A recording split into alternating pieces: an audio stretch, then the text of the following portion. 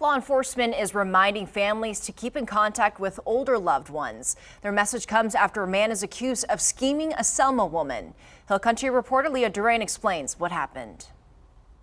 Investigators say the case took 4 months to put together. A hospital social worker and someone close to the victim were key in getting the woman some help. 36-year-old Patrick Farmer is accused of befriending a 66-year-old widow in Selma, then using her in a scheme for profit.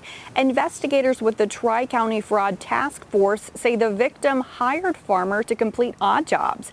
Eventually, he began living with the woman and gained access to her personal records. He's accused of using her financial information to open and use new credit accounts, buy gold bars, and attempt to cash out some investments. It's estimated the victim lost over $40,000.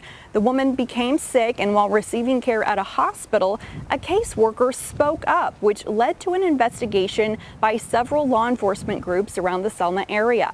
Records show Farmer was arrested in March on one charge but bonded out the next day. New charges led to a second arrest in June. Farmer is still in custody today. The task force said this investigation is an excellent example of success achieved through a partnership between local and federal law enforcement agencies working together to aggressively investigate the financial exploitation of the elderly. The Guadalupe County attorney is prosecuting the case. Farmer is facing multiple charges. Records show that those could include theft, exploitation, and fraud.